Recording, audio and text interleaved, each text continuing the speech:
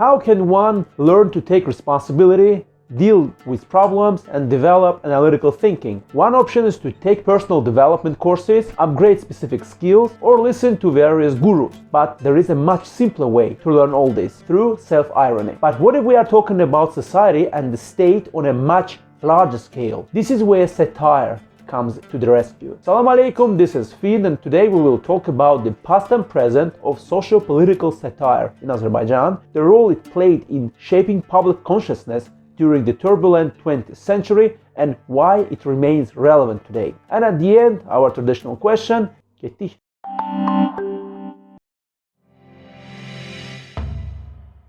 The popularity of socio-political satire among Azerbaijanis grew in direct proportion to the development of the means by which it was delivered. Preference was always given to the visual form. There are several reasons for this. One is the lack of a strong reading culture among the average Azerbaijani, both then and now. Another is how easily irony can be conveyed to a target audience through images and visual symbols. Yet the most important factor, without a doubt, is not the rapper, but the feeling of the candy. That feeling reflects the public demand. The higher the demand, the sharper and more ironic the content, aimed at exposing and eradicating problems. At the beginning of the 20th century, during the turbulent pre-war years, up to 20 satirical magazines were published on the territory of the modern-day Azerbaijan. They were written in Azerbaijani using Arabic script. We have a separate video about the alphabet, the link is in the description. They were also Russian language publications. Numerous political caricatures, articles and feuilletons criticized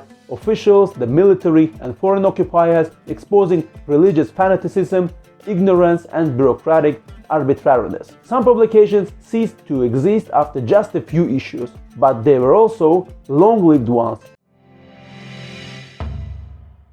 Foremost among them, of course, the magazine Molla Nasreddin. It played a crucial role in the development of national poetry, prose, journalism and satire. Life itself, nature itself, time itself created this magazine, said its founder Mirza Jalil. Public demand for sharp satire addressing the problems of Caucasian Muslims, ridiculing backwardness, shortcomings and religious fanaticism was so strong that the magazine was published with short interruptions for nearly a quarter of a century, averaging about 30 come-outs a year or once every 10 days.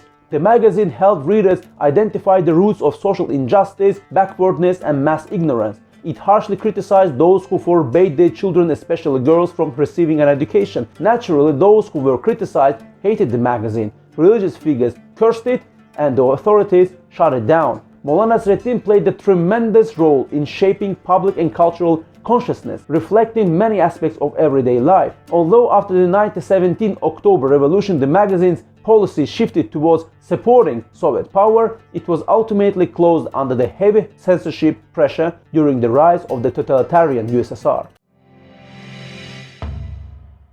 After Stalinist totalitarianism, even Soviet authorities realized the need to let off steam, albeit strictly under state control. This is how the magazine Kirpi or Hedgehog appeared in Baku. The magazine was published twice a month in both Azerbaijani and Russian and continued the traditions of Molla Nasreddin. It ridiculed bribery, laziness, bureaucracy, careerism, hypocrisy, vulgarity, feudal remnants and religious fanaticism. Unlike its predecessor, Kirpi introduced feedback. Letters of complaint, poems, caricatures and stories by clerks, students, workers were published. The end of the once a popular magazine was mundane. After the death of its editor-in-chief, the magazine itself ceased to exist. Over 65 years, Kirpi was taken to court only 3 times, and every single time the verdict was in its favor.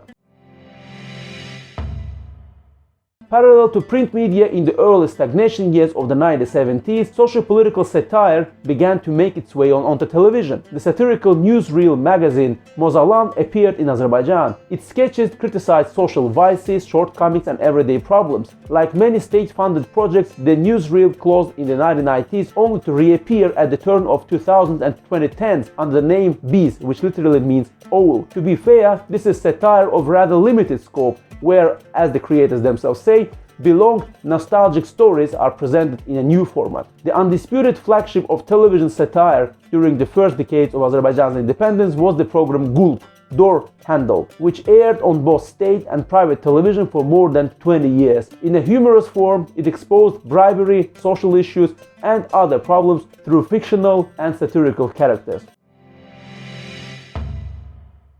Long before the mass spread of smartphones and the internet, the stage remained an important platform for socio-political satire. Over the past 3 decades, the leading role here were played by the comedy sketch team guys from Baku. Comedy sketches were extremely popular in Baku. Almost every school had its own team. By the turn of the century, the tradition began to fade. I remember that in the early 2000s, while still in 9th grade, I played Kashpirovsky. Throughout the 2000s, guys from Baku were at the peak of their popularity. Their success was built on simple, honest self-irony, jokes about their origins, the country, its people, clothing, occupations, folklore and everyday routine. For foreign audiences, this was a kind of cultural PR of the country. For domestic audiences, it was a chance to take a look at themselves from the side. Provincial audiences saw themselves reflected in performances by the duo Bu Shaharda. The freedom of self-expression of the 1990s and its inertia in the 2000s gradually faded. Joking was still possible, but cautiously. After the departure of the core lineup, guys from Baku transformed into the theatrical troupe Planet Guys from Baku, which still sells out venues. However, their relationship with television didn't work out. Since 2015,